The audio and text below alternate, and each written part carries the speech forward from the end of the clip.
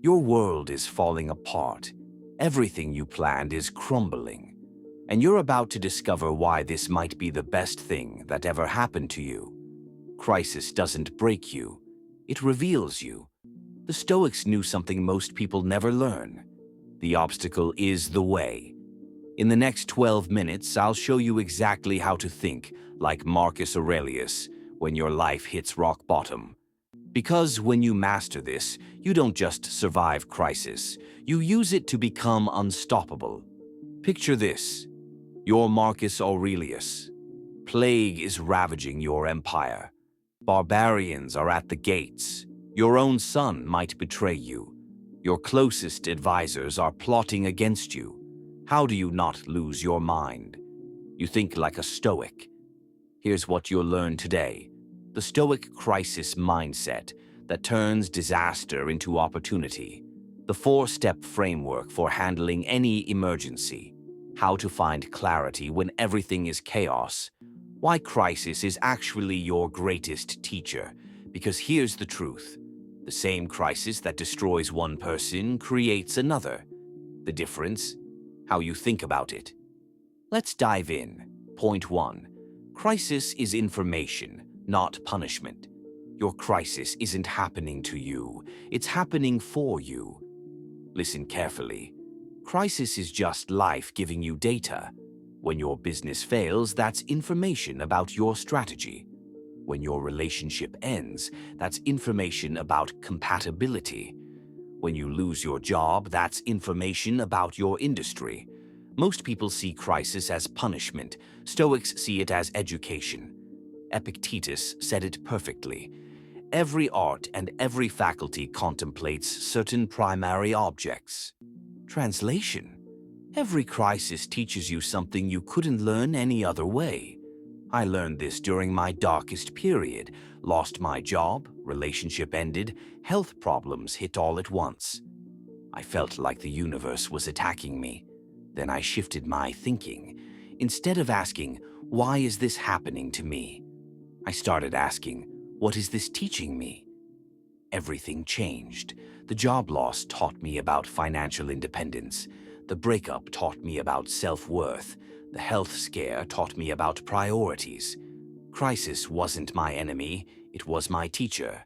Here's your first Stoic crisis tool, the information filter. When crisis hits, immediately ask, what is this situation teaching me?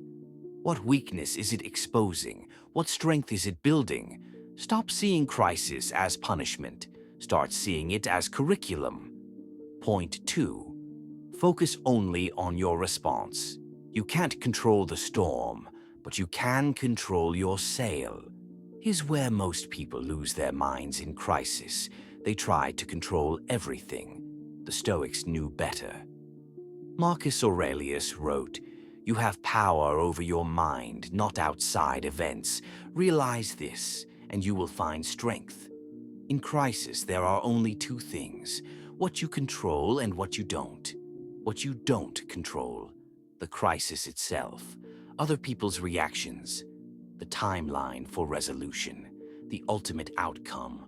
What you do control: your response, your attitude, your next action, your preparation for what's coming. That's it. That's the list. When COVID hit, I watched two types of people. The first group panicked, complained, waited for someone else to fix it. The second group adapted, pivoted, found opportunity. Same crisis, different responses, different outcomes. James Stockdale survived 7 years of torture because he understood this principle. He couldn't control his captors, but he could control his mind. He focused on his response, not his circumstances. Here's your second Stoic crisis tool, the control audit. Write 2 columns. Column 1, what I can't control about this crisis. Column 2, what I can control about my response. Spend 0 energy on column 1. Spend all your energy on column 2. This single shift will save your sanity. Point 3.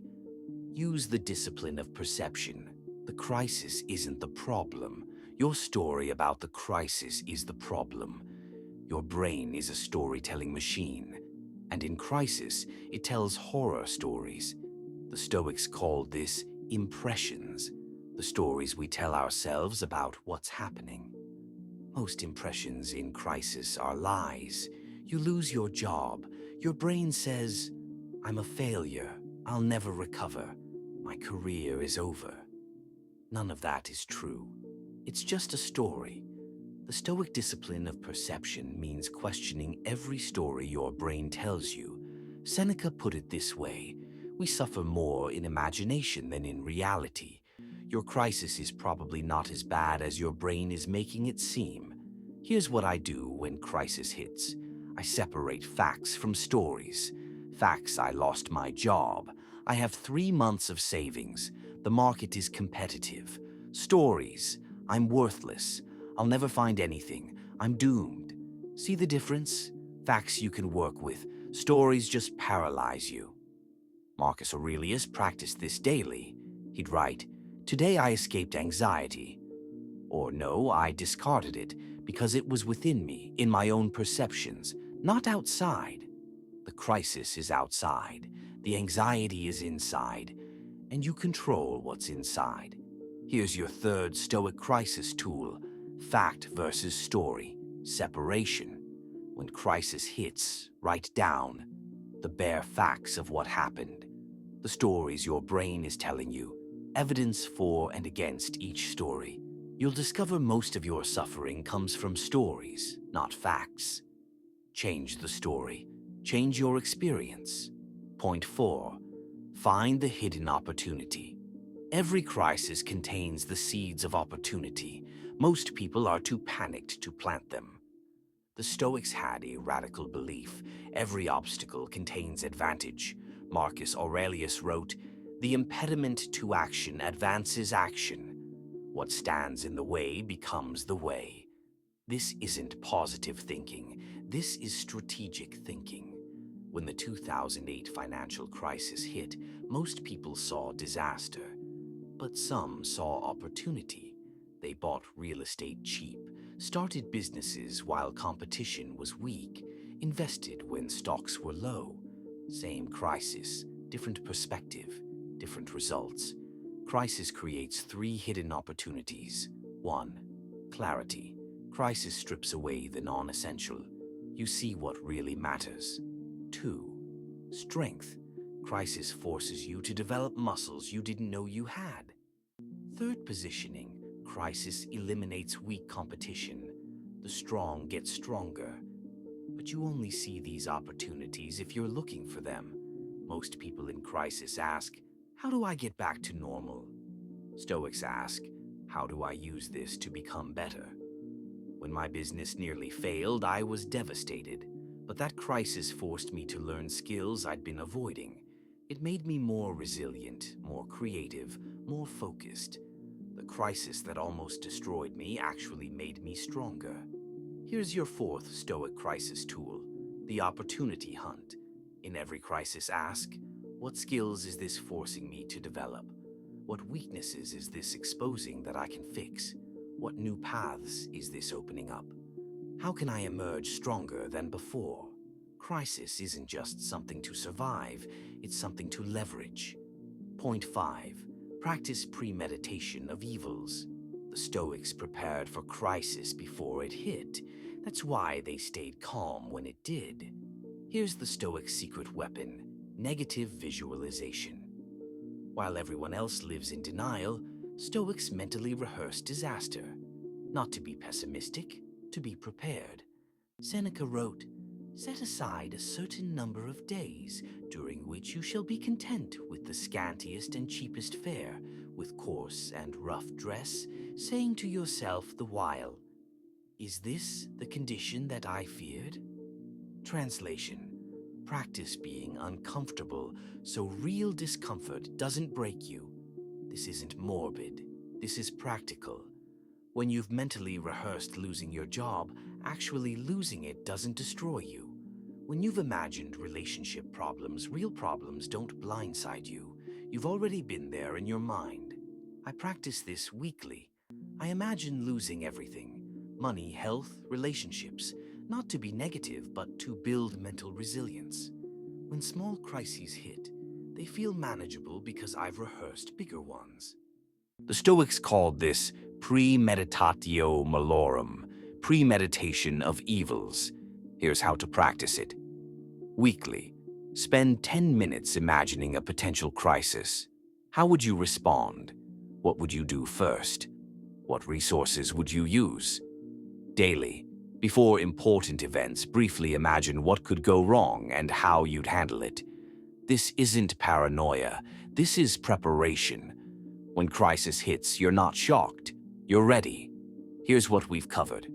Crisis is information, not punishment.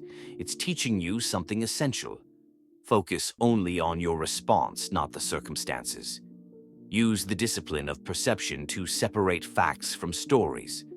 Find the hidden opportunities that crisis creates, and practice negative visualization to build mental resilience. But here's the deeper truth. Crisis doesn't build character, it reveals character. The Stoic mindset isn't something you develop during crisis, it's something you build before crisis hits. Marcus Aurelius said, "When you wake up in the morning, tell yourself, the people I deal with today will be meddling, ungrateful, arrogant, dishonest, jealous, and surly." He wasn't being negative, he was being prepared. Your next crisis is coming. That's not pessimism, that's reality. The question is, will you face it like a victim or like a Stoic? Start building that mindset today. What crisis taught you the most about yourself? Share your story in the comments. Your experience might help someone else who's struggling right now. If this changed how you think about crisis, subscribe for more Stoic wisdom that actually works in the real world, because the world needs more people who see obstacles as opportunities. Next week, why comfort is your enemy. You won't want to miss it. Remember, the obstacle is the way.